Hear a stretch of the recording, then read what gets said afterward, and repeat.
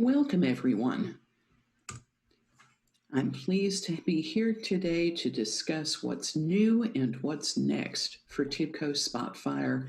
I'm Lori Witzel, Director of Product Marketing Spotfire, and Tobias Ledipalo, Senior Director of Product Management Spotfire, will be presenting with me today. Of course, as you've seen before, we'll be talking about futures, so this disclaimer slide is a very important piece of information for you. Now, we know that TIBCO is all about solving high-value data problems for our customers. That means connecting to and integrating any application and data source, unifying data so that it can be acted upon, analyzing that data, and building models that can make better predictions and decisions about what to do. The focus in this presentation is on the future direction of Spotfire, which is TIBCO's product for visual analytics. We know that our customers are leaders, and our leaders are optimizing the data to insight to action to learning journey. We also know that extracting value from data is hard. There is a common closed-loop pattern to how companies use data and analytics to address these business opportunities across industries. It all starts with data. Unless you do something meaningful with data, data by itself is useless. And according to industry analysts, very few organizations are turning data into insights. This, despite the fact that insights-driven businesses outperform their peers by factors of 8 times to 10 times, according to the same analysts. This speed to insight is critical when making business decisions and when validating decisions that automated systems are making. These insights can then be used to inform the actions that you take, whether in the form of human decisions or decision automation. Faster insights mean faster action for competitive advantage. And finally, enterprises need a feedback and learning loop. Without a feedback loop, your enterprise cannot respond quickly. The continuous intelligence feedback loop, TIBCO's continuous intelligence, is vital to reveal and act on digital business opportunities in real time. TIBCO is one of the very few organizations that can meet the needs of the modern enterprise with every aspect of analytics. Now, you know, everyone wants best-of-breed visual analytics, data science, and streaming capabilities. We see and we hear from customers and industry analysts that this technology is converging. Technologies are converging which enable a more seamless experience across best of breed. Not only are the technologies converging, the roles and responsibilities in analytics are converging, and the outcome further empowers users. These convergences drive towards a radically new approach to analytics. We call it hyperconverged analytics, and we're thrilled to introduce this concept to you here at TIBCONow. TIBCO's hyperconverged analytics makes the vision of a single platform for analytics immersive, smart, and real-time. It makes that vision a reality. Now let's have Tobias discuss some of the future of Spotfire.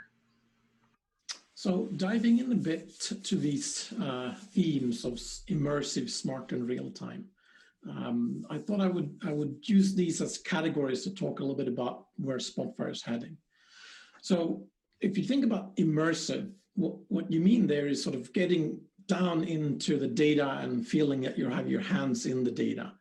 So whether you're optimizing drilling operations or understanding customers or looking at machine outages or discover unexpected treatments, in all of these different business cases, the business user wants to take their knowledge that they have in their head and the data that is provided from sensors and other ways of capturing data and meld those together so that you can make decisions. And we've spent a lot of time in Spotfire, and this is where Spotfire kind of started originally, trying to figure out how you can be one with the data so that you can change things and look at things from different perspectives.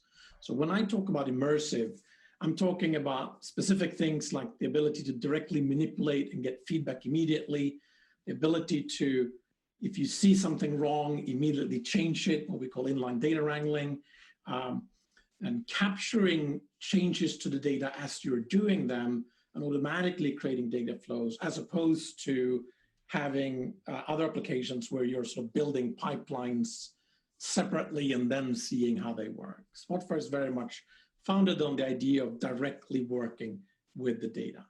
But then obviously, in some cases, you want to reuse what you've done and you want to see what you've done. So we've built over the years the ability to look at data as a pipeline if that's what you want to do, but very much focused on this immersive experience.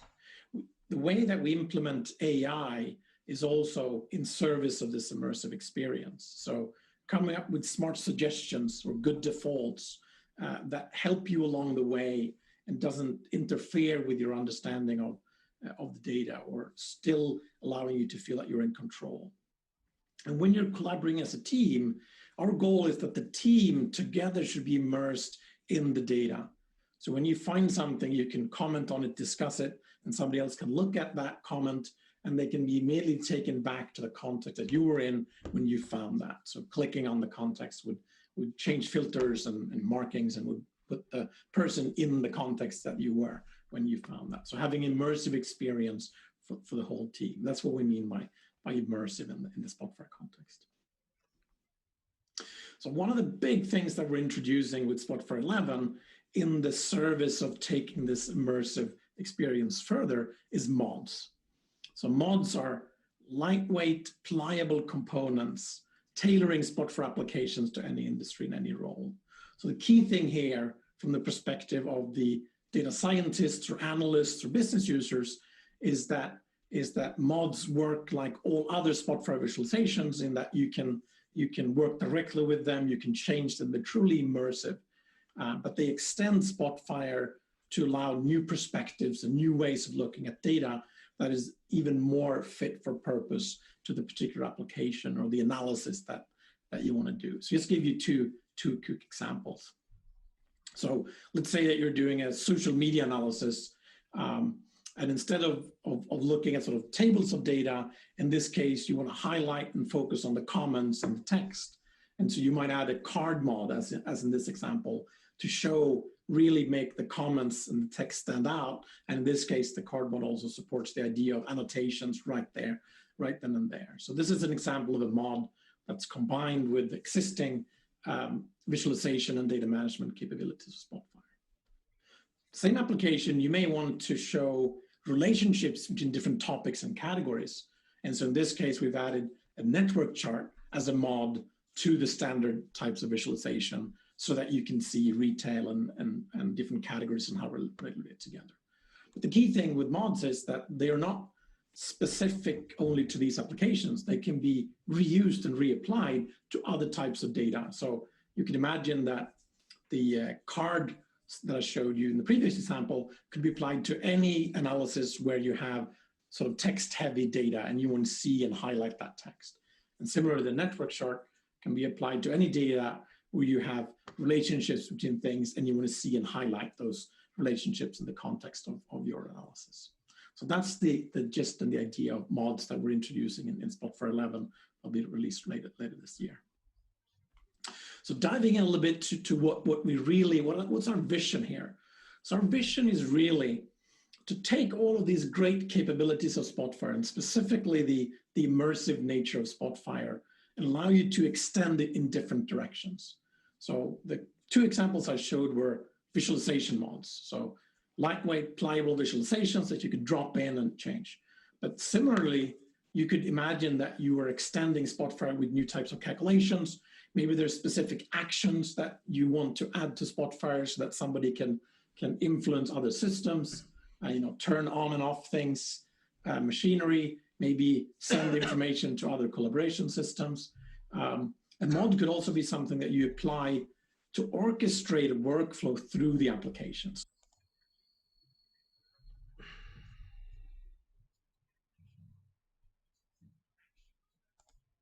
It looks and feels like any other Spotfire functionality. You configure them with drag and drop and direct manipulation. You have all of these great capabilities of Spotfire to apply the mods to different situations. And of course, you can reuse and share them across multiple applications.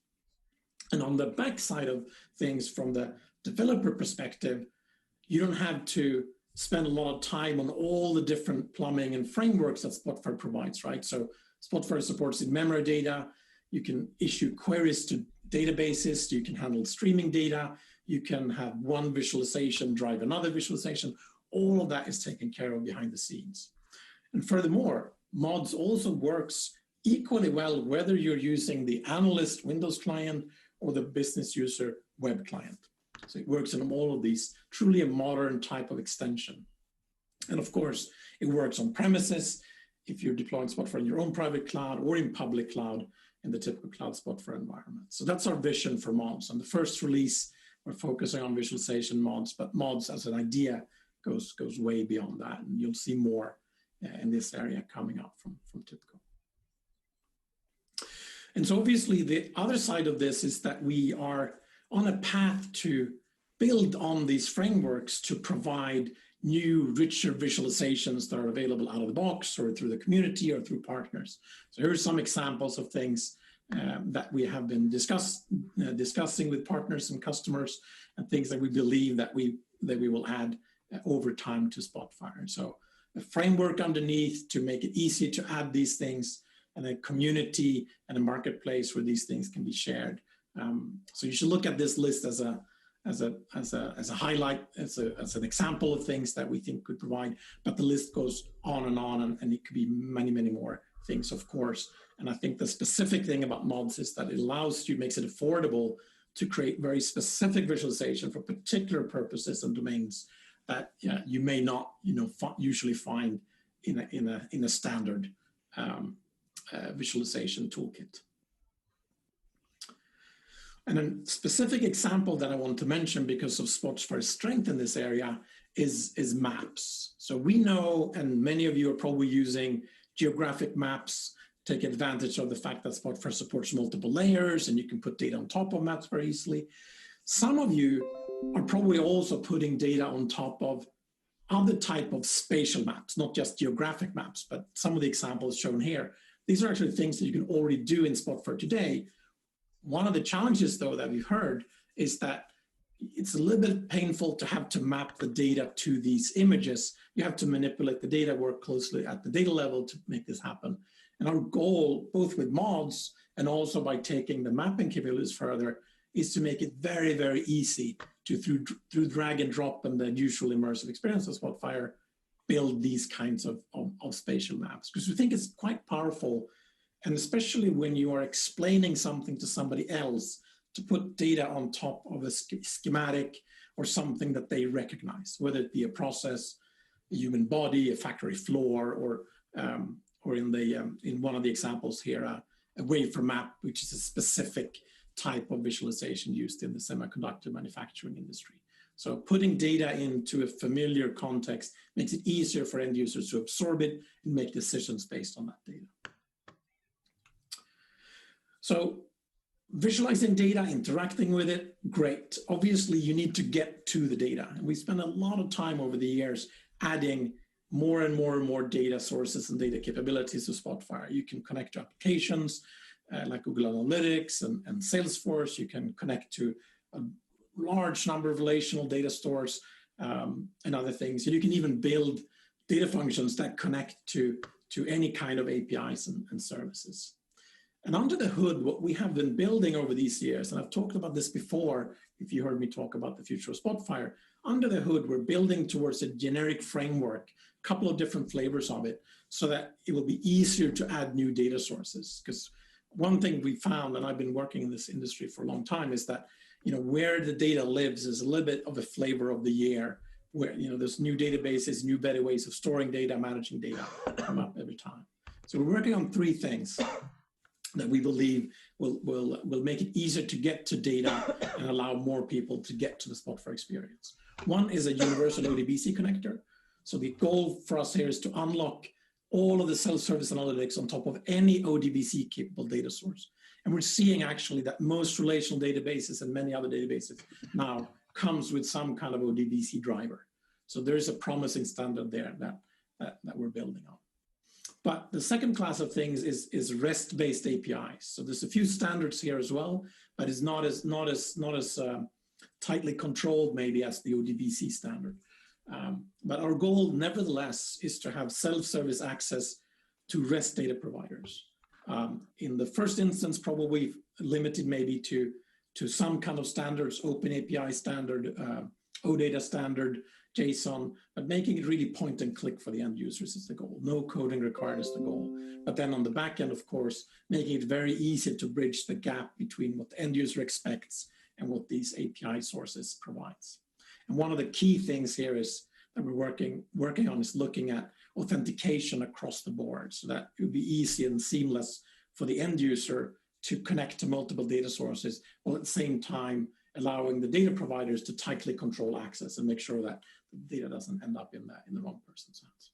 And then the third thing is really the change from on-premise kind of file network drives, shared file locations, to cloud-based drives, right? So you have Azure Drive, you have AWS S3, you have a lot of drives where files are stored today. And one part of the beauty of with data from more local stores and things like shared places, right? So you're going from Excel on your desktop to SharePoint Online and Excel files. You're going maybe to Google Cloud spreadsheets, for example. So our goal here is getting you to seamlessly